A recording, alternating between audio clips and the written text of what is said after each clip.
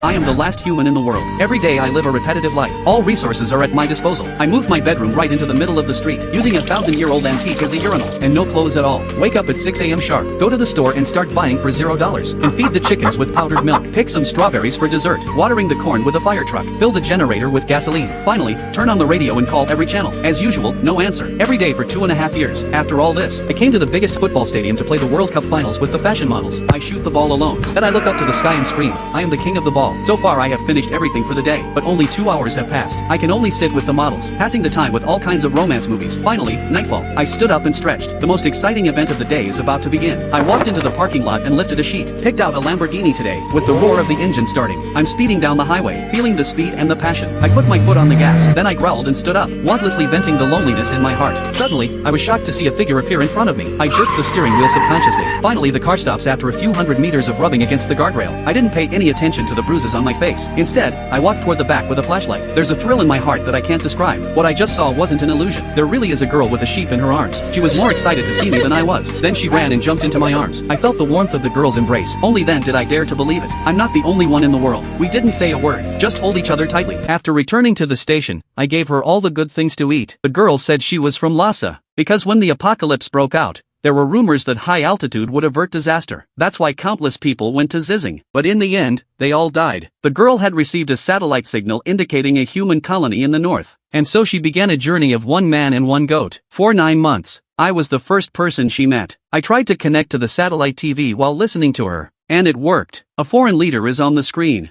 an invitation to survivors around the globe. And as the image of the crowd gathering appeared on the screen, we both couldn't contain our excitement any longer. We cheered wildly. There are still human beings, and there are a lot of them. That night, the girl and I agreed to go to the nearest survivor city, Biting. The next day we got our supplies ready. I released the chickens that had been with me for 3 years. I got in my car and set off with high hopes. On the way, we met a field of melons. She picked 2 baskets of watermelons, and I went and collected some communication devices and asked her to try and see if she could network them. I didn't think it would work. The girl looked at people's posts and noticed something unusual. I can't believe everyone's talking about men. So now the whole world is devoid of men. I've become the last male on Earth. How will you feel when you realize you're the last male on Earth? I froze for 3 seconds, and then I laughed uncontrollably. The youngest girl in my party looks at me with contempt and helplessness. Late afternoon. We pass a hot spring hotel. I slam the gas pedal on the glass door and drive right into the lobby. It's a habit I've picked up over the years of living alone in the post-apocalyptic world. When I got off the bus, I said to little sister, I'll let you soak in a hot spring in a little while, and then have a beautiful sleep. Tomorrow, we'll go straight to Biting's human colony. When I'm done, I'll bring out the generator and the heating rods to heat the water. Little sister muttered with disgust, fake hot springs.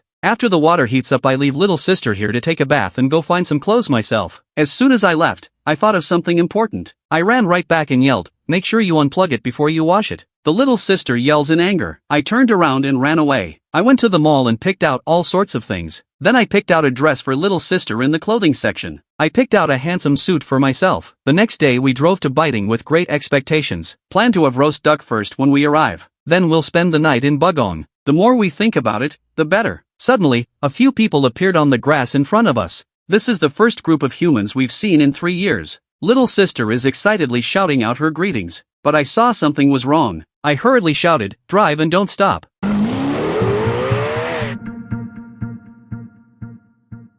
It wasn't long before the welcome to Biting sign was out front, and underneath the sign were a couple of dead women. Looks like Biting may not be what we thought it was. A roadblock has suddenly appeared at the turn ahead. Several heavily armed women have stopped us. I instantly tense up and mess up my hair to try and cover my face. Then I whispered to little sister to get out of there, but she doesn't realize the danger. Not only did she stop her car, but she naively said she was here to participate in the rebuilding effort. Just then a woman with glasses spotted me. She raised her gun and ordered me to get out of the car. I reached out and grabbed a wrench and prepared to open the door. Suddenly a purple-haired woman ran from behind and shouted, Sister Na, they're one of us. Then she put 2 chocolates in Na's hand, and then she took us away. The purple-haired woman sat in the backseat and picked up the lamb and said directly, I saved your lives. Save this sheep for me. It turns out that she came to rescue us because she was eyeing our lamb, and she thought I was a fake man dressed as a woman. Little sister heard this and immediately retorted loudly that he was not a fake man. I hurriedly shouted to stop little sister from talking. You can't have the sheep. The purple hair froze at the sound. Pulling out a pistol, she said, how about I trade you this? And then she put the gun to my head. I stopped the car. I was so nervous, but I still said, I can't give you the sheep. The purple-haired is about to get out of the car with the lamb in her arms. I grabbed her arm. Eyes are fixed firmly on her. She saw how tough I was and had to stop. After getting off the car, she said,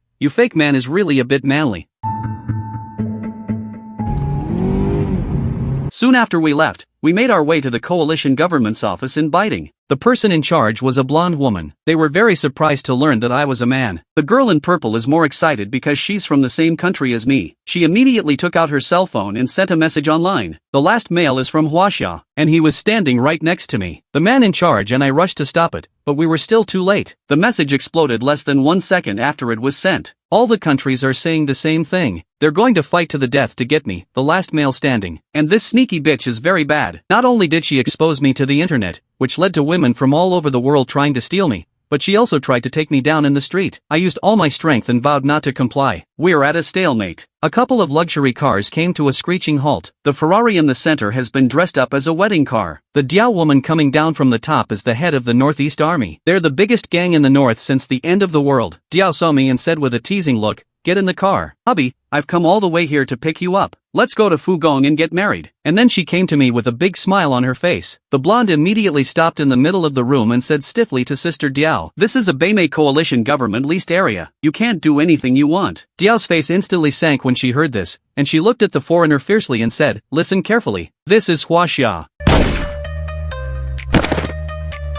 I got blood all over my face. The woman who declared her right to mate with me has fallen before me. I'm looking into the black hole of a gun. Inside, I thought, this woman with the gun is even scarier. It's gonna be hard to get out of here without some kind of surprise. So I suddenly rushed forward and pinned Diao down. But anyone who can be the leader of an army is no ordinary man. With a little force in her hand, she actually dropped me to the ground. And then she subdued me with 2 easy strokes. And then a shovel fell from the sky. It's another foreigner with a backhoe. She's attacking Diao with a shovel and yelling at me to run. The rest of the Tohoku army is shooting at the excavator. I took advantage of this moment to grab little sister and get out of there. At this point, the bitch who exposed me to the camera is fucking coming out, yelling, "Don't go." I threw a wrench at her head. "Fuck you, bitch." I'm a little bit relieved that I got rid of the camera whore. Now Diao is the biggest threat. And sure enough, we didn't get very far before the Ferrari caught up with us. Diao is standing in the car, loudly molesting me. I'm so scared. I closed the window. She got more excited when she saw that I was scared. She jumped right into my car. I didn't realize women were so crazy about chasing men. I wonder if I would meet the last woman in the world and chase me as crazy as she does. The sound of breaking glass woke me up.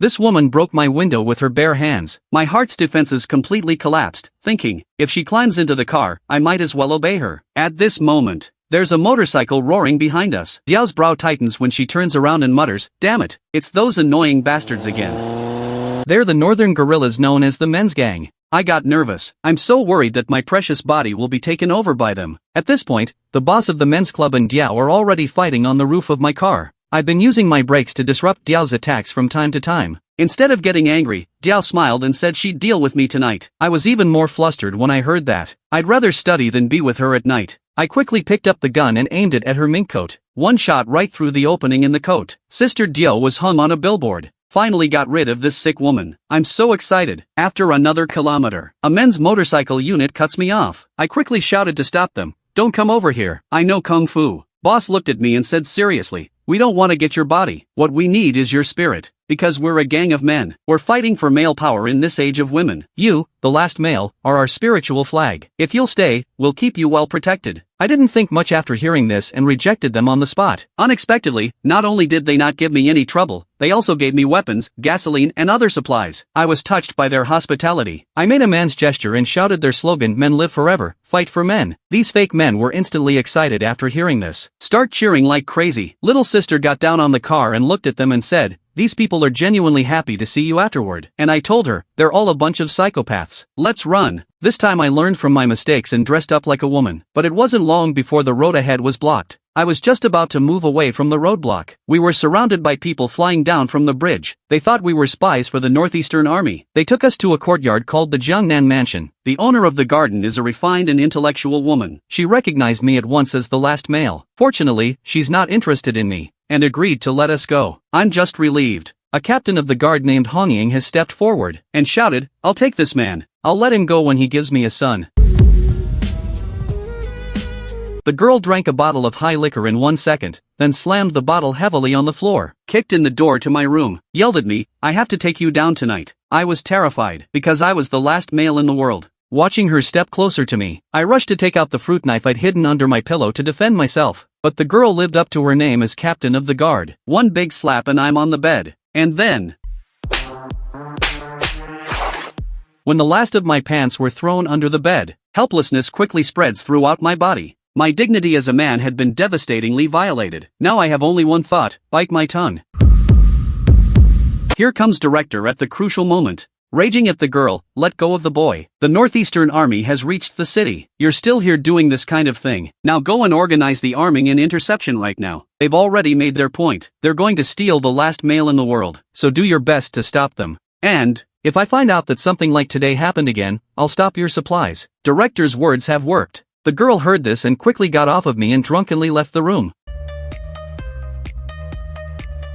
Jungnan has a stunning view at night, but I'm in a terrible mood. Looking at myself, beaten like a pig's head. A few words quickly passed through my mind. I can't stand it. The sound of 2 footsteps came from behind them. I don't need to see it to know it's director and her sister. The sister's words of comfort don't work at all. I whisper to the director, "Why do women become so powerful?" Director says, "So far no one knows why. If you want to know why, you have to get your act together and find out for yourself." I looked at her quizzically. "Did you agree to let me go? Don't you want to keep me as your last male?" Director said coldly, "You'll only bring more trouble here if you stay. Besides, you're not even a man in my eyes. Men don't run away and kill themselves when they're frustrated like you. You look to me more like a child leaving home for the first time. And it's not strength you need now, it's will. And the determination to not stop until you find the answer." After saying that, she pulls out a picture and continues. "This man is a biologist. She's rescued 16 sperm banks since the world ran out of men, and then conducted tens of thousands of artificial insemination trials, but they all failed. She's now the head of the Beimei disaster trace. We're trying to find the cause of the disaster, because the only way to solve the problem is to find the cause. I'll get you out of town tomorrow.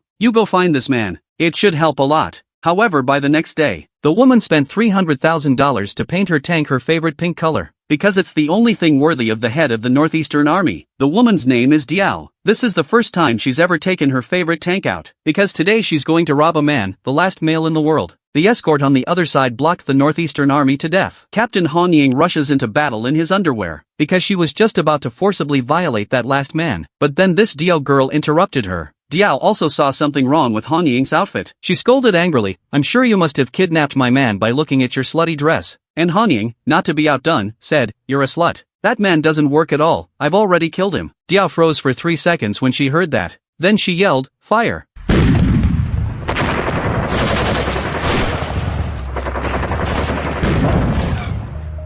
I'm the last male. The director of the Jiangnan house is going to send little sister and me to the biologists. Hope to find the reason for the extinction of men in me. But as soon as we left the house, we were surrounded by the guards. So Han Ying had already ordered, "No one can let me go." Upon seeing this, the director immediately lowered his face and said, "Get out of the way." The girls on the other side of the room didn't move a muscle. Now she's really pissed off, because everyone in the escort has survived on her supplies for the last 3 years. And now they're turning on her for a man. The director wrapped her skirt around her and kicked the girl out of the way. Then she said loudly, "I will personally escort you today. Who dares to stop me?" By nightfall, director has driven us to Shanghai. Looking at this silent city, it's impossible to imagine how busy it used to be. The streets are occasionally lined with pedestrians, but they're all women. Suddenly, 3 people appeared in the alley, acting strangely. I'm looking at them. It's 2 women bullying a man. Is there a second man in this world besides me? I immediately yelled, "Director, stop the car, there's a man there. We're going to save him." And the director said, unusually calmly, "You better not go, because there can't be a man here." At this point, I can't listen to her. I grabbed my pistol and got out of the car, raised my gun and yelled, "Let him go." The 2 women see that I'm very serious. "Look at our car, it's an official car." They left immediately. And when I walked up and saw this man, it was another fake man dressed as a woman.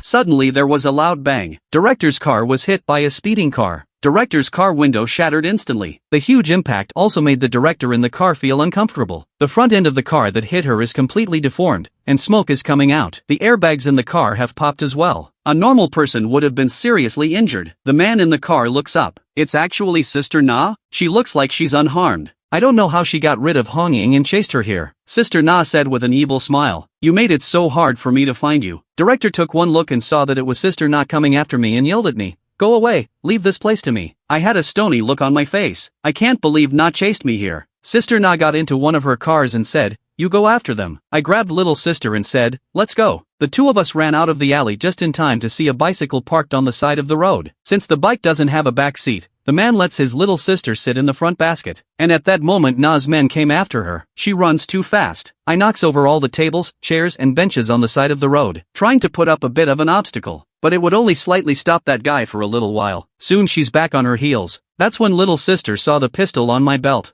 She quickly drew my pistol and skillfully turned on the safety. I'm a little confused by this maneuver. When did little sister learn to use a gun? I see little sister aiming at Na's men, but her hands are trembling badly. The finger on the trigger would never go down. The enemy is getting closer and closer. Sister finally gritted her teeth, closed her eyes and pulled the trigger with both hands. But due to her nervousness, the bullet missed. The pistol fell to the ground. Her fell headfirst as well. I quickly grabbed my sister's clothes to keep her from falling. When we got to a crowded place, I had the bright idea to yell out, spies from the Northeast Army are here. Sure enough, it's a good trick. People on the road looked at her one after another, their faces full of hostility. After catching up, she had to stop chasing in order to prevent being surrounded. I turned into another intersection. She watched and turned decisively and ran the other way. As I ran, I looked back and realized the enemy had disappeared. I stared at the intersection in front of me, realizing that the woman might come around from somewhere else. As we get closer and closer, we're about to meet at the intersection. I can't help but feel nervous. Just as I was racking my brain for a response, suddenly, a door opens on the side of the road. A figure rushed out and said quickly to me, come on in. This man was the fake man I had just saved. At that moment, I followed the fake man and rushed through the door. The enemy had already reached the intersection by this time. She looked around and saw no sign of me. At once she was puzzled. When she looked up, she saw this sign instead. She was instantly shocked, because this is a stronghold of the men's club. The rest of the way is smooth. We soon arrived at the biologist's lab. In the 3 months since then, I didn't move an inch in the lab, cooperating with the biologists in their various experiments on me. The problem of artificial insemination has finally been solved, and the genetic modification experiment is complete. The sex of a fertilized egg can be modified on its own. I'm sure more men will be born in the near future. I made up the last-minute ending. The author of this manhwa is no longer updating, so the plot can only go so far. Thank you for watching. I will bring you a better work.